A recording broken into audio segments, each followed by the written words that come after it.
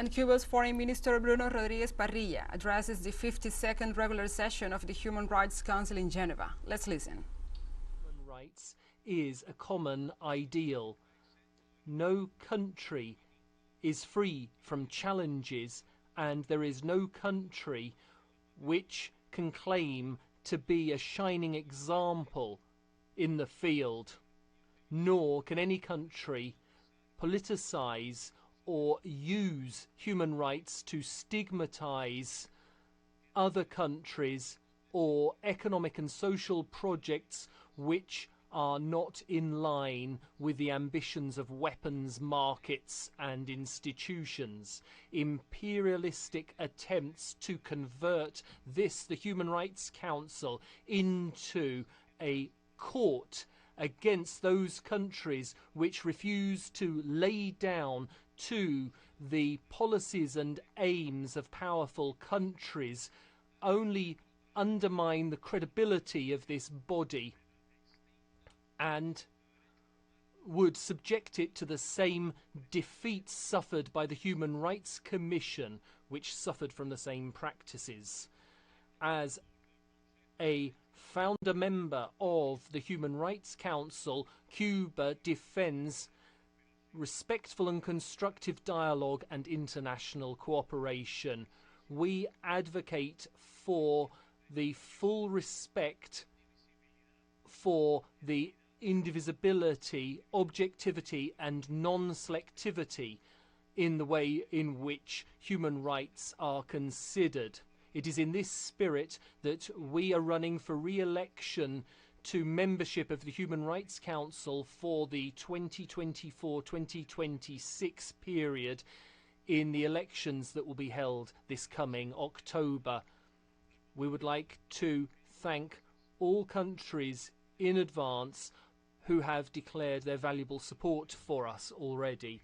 Cuba's voice will continue to be raised as that of a universal vision favouring the legitimate interests of developing countries, the poor and excluded, through respectful dialogue and commitment and our unavoidable commitment to the full respect for the human rights of everyone. President, the United States government is applying a political genocide through its blockade on Cuba and using maximum pressure against us, which has subjected the Cuban economy to an extremely high level of pressure. This has had an impact on families' standard of living, pushing prices up, making food and medicine scarce, hampering the generation of electricity and preventing the country from participating in international financial transactions, hampering construction services, the retail trade, investment, health and education. This infamous, notorious inclusion of Cuba on the Department of State's list of the supposed financiers of terrorism makes the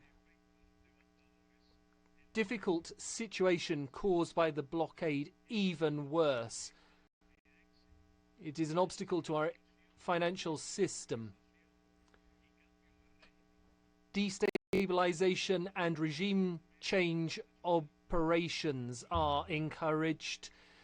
You try to discredit our international medical cooperation. Powerful technological platforms are used. Censure is encouraged and major digital networks are manipulated to target Cuba.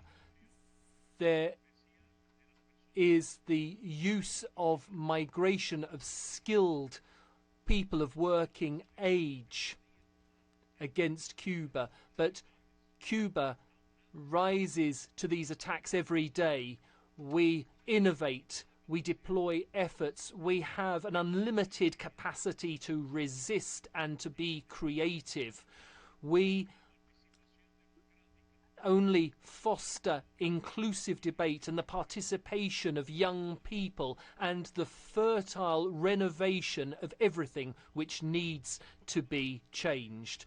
We continue steadfastly on our path to perfect a social rule of law with effective justice and our socialist model of economic, social and cultural development with the vast support of the large majority of the Cuban people.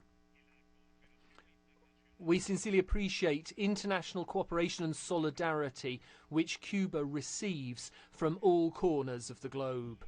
President, in free and fair elections in 2019 and a referendum on the Constitution, we adopted a new basic test with nearly 90% of favourable votes. This strengthens the institutional and legal frameworks for promoting and protecting human rights for all Cuban women and men. We are implementing the National Programme for the Advancement of Women and the Comprehensive Strategy for Preventing and Combating Gender-Based Violence and Domestic Violence, the National Programming for Fighting Racism and Racial Discrimination, and the new Family Code, which was adopted with 62% support in a referendum. President, we have assumed the responsibility of the presidency of the G77 plus China group this year, 2023. We believe that if we listen to the voices of our people and work for them, we will build a fairer world. We can do this as well by defending collective and just interests of the global South as well. Thank you very much. And Cuba's Foreign Minister Bruno Rodriguez Parrilla addressed the 52nd regular session of the Human Rights Council in Geneva. The Cuban diplomat denounced how the U.S. and other Western powers have weaponized human rights and economy as political warfare. Rodriguez Parrilla also said the U.S. government applies a genocidal policy against Cuban people by means of the blockade to push a social crisis. The foreign minister also condemned the inclusion of Cuba in the list of countries that sponsor terrorism, which justifies hostile policies and hinders the island's possibilities of sustainable development.